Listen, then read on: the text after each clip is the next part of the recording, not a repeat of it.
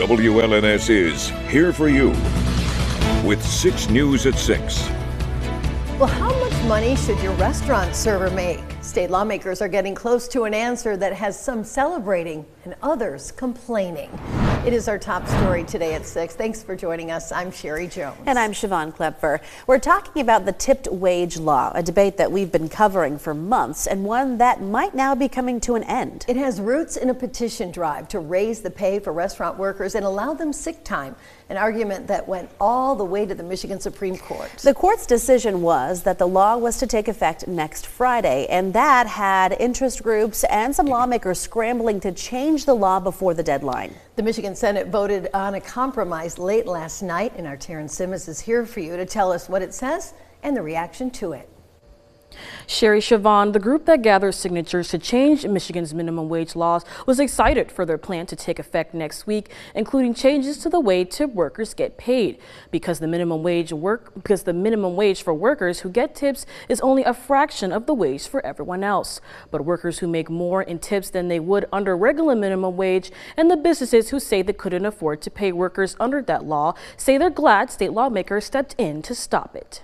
Tonight in the Senate was a tremendous step forward in resolution that will save Michigan restaurants, many of them. Justin Winslow with the Michigan Restaurant and Lodging Association says the bill is an improvement. They were able to come together last night against all odds is a big step forward, and I think symbolic of how we can move forward and get a deal across the finish line. Under the plan, the minimum wage would rise faster, but the tipped wage would rise slower. It keeps the tip credit in place at the exact rate for this year and then slowly increases that tip credit percentage until it hits 50% of the full wage in 2031. Dave Woodward with One Fair Wage says it hurts servers and that their plan would have meant more money for more people. It's a pay cut. They're taking money out of their pockets, and they're doing the bidding of the big business corporate restaurant industry.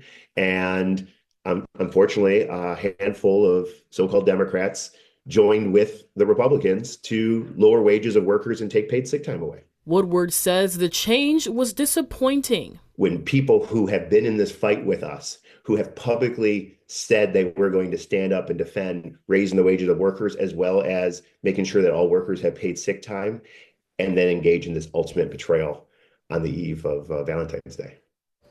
While there seems to be an agreement, the debate is not over yet. Since the House passed a different plan, the bill will now go back to the Michigan House of Representatives for a vote before it heads to the governor. All right, Taryn, thank you for the update. Well, speaking of tipped wages, a state senator from northern Michigan introduced a new bill today focused on how the state taxes those tips. This bill would actually make tips exempt from state income tax, specifically for hospitality workers. State Senator John DeMoose says he introduced the bill today because tourism and hospitality are important businesses in northern Michigan, which he represents. This is separate from a state House bill introduced late last month that would exempt all tips from state income tax. Both bills mirror the ongoing efforts in Washington to make tips immune to federal income tax. Well, we reported for you yesterday that Lansing School Superintendent Ben Schuldiner is on the short list for a new job in Las Vegas. He released a statement today explaining the situation. Schuldiner says he is not actively seeking other jobs, but was invited to apply for the opening to be superintendent of Clark County Schools. That is the 5th largest school district in the country, with hundreds of schools to manage. Schuldiner says he had to throw his hat into the ring for that kind of opportunity, and the invitation is a testament to the good work being done by the team in Lansing. Well, we have been warning you about how dangerous this year's strain of the flu is, and today, unfortunately, we have even more proof. Michigan announced the virus killed 2 children, and they're the first 2 pediatric deaths because of the flu this season. Tessa Kresh is here for you tonight with some of the details and how you can protect yourself, your kids, and your loved ones. Sherry, Siobhan, state officials say the kids who died are from Wayne and Genesee counties. But while there haven't been any child flu deaths reported in mid-Michigan yet, it doesn't mean we're immune. In fact, we've already seen schools close because so many kids have gotten sick, including an elementary school here in Holt. And while health officials confirmed the first 2 child deaths from the flu, they're already investigating others. And they say that overall, flu cases in Michigan haven't even peaked yet. And it's not done. Like I said, the numbers have been going up every week. We have not seen sort of the peak downturn yet. So until we do start to see a break in influenza activity, I think we're very much concerned. And if people have an opportunity to get a flu shot, please do consider doing so. There are simple ways you can avoid catching the flu or stop the spread. Cover up if you cough or sneeze, wash your hands and use sanitizer. Don't go out if you're not feeling well, and if you do have to go out, consider wearing a mask. Thank you, Tessa. Staying in Lansing, a bipartisan group of state lawmakers introduced bills this week to expand the system that allows struggling families to safely surrender their babies into the care of the state. For more than 20 years, the state has allowed families to surrender babies at hospitals, fire stations, police departments, and even by calling 911. More than 360 babies have been surrendered and put up for adoption through this system.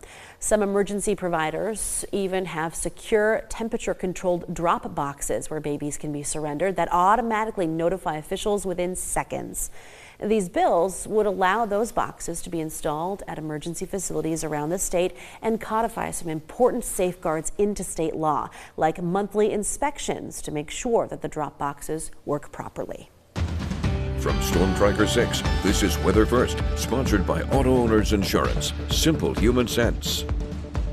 The forecast this weekend promises to be interesting, and whenever the weather person says interesting, that's an uh-oh word, which means there could be some significant winter weather on the way, and we've got a couple rounds of snowfall possible as we head into the weekend, particularly on Sunday morning. That's probably the biggest chance for snowfall that we have. Until then, travel-wise tonight, I think it looks pretty good. I think as we head into tomorrow morning, that's when things will go downhill just a little bit. So we check out how much snow we should have on the ground as we head throughout the next 24 hours. Now tomorrow morning, maybe an inch or so on the ground, nothing for this evening. As the day wears on and snow chances kind of go back up and down, we may end up with around 2-3 inches of accumulation by tomorrow evening.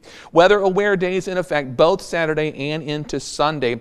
Notice on Saturday we expect snowfall to move in, and some of that snow may mix with some mixed precipitation to the south, and there could be some travel issues. Then for our weather aware day on Sunday, we're looking at potentially some heavy snowfall out there to start the day, very windy, and we'll have some drifting of that snow likely across the area. Doppler radar shows a little bit of snow to our northwest, but nothing bothering us here in mid-Michigan so far. To our west, this widespread area of snow is on the way. Not going to be all that bad out there tonight. But into tomorrow, we may, with enough warm air along the state line, see some mixed precipitation. Then as you head further north, still some mixed precipitation, primarily snow, sleet, a little freezing drizzle, Jackson area. Mainly snow, maybe some freezing drizzle, Lansing area, and north of 96, we're looking at primarily snow. Precision cast, and I've got snow and wind gust speeds on here. So tomorrow morning, winds may gust around 15 to 20, 25 miles per hour, and some snow in the area.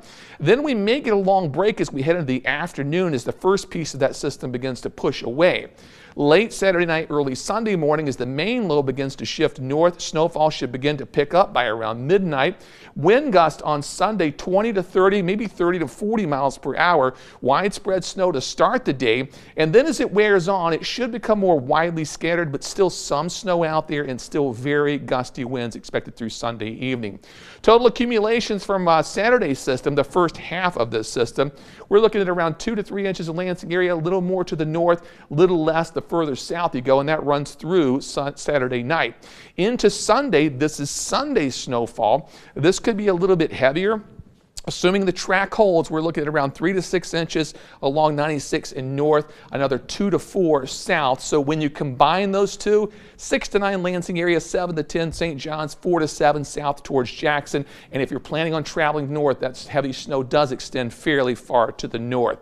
Road conditions very slow Saturday morning and then again Sunday morning. But other than that, we should be able to get around, especially on Sunday. We've got to watch out for that wind.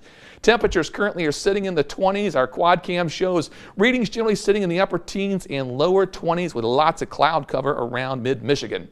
For tonight's 19, the overnight low with snow developing. And then as we head into tomorrow, We'll have off and on rounds of snow. It won't snow all day. Temperatures near the freezing mark, so it may get a little wet out there in the afternoon. As we head into Sunday, much colder and a good chance for snow and wind. So weather aware days both days. We're below zero Tuesday and Wednesday morning as Arctic air begins to build in. That'll move out next week, and we can get back to, I guess, normal winter weather, which is 30s and some snow showers. Okay, see, that's what we want to focus on, David. That stretch of 30s, maybe a little more warmth coming in, maybe some more sunshine. Sunshine, that would be nice too. We haven't February's seen that in a while. like, I'm here, don't forget about me. We're going to remember you. We're going to remember February. Oh, yeah. Thanks, David. Well, the snow gave us just enough of a break today to celebrate Valentine's Day, but it's not just for couples to enjoy the holiday. We're going to check in with some local businesses after the break. All right, keep it here. 6 News at 6. We'll be right back.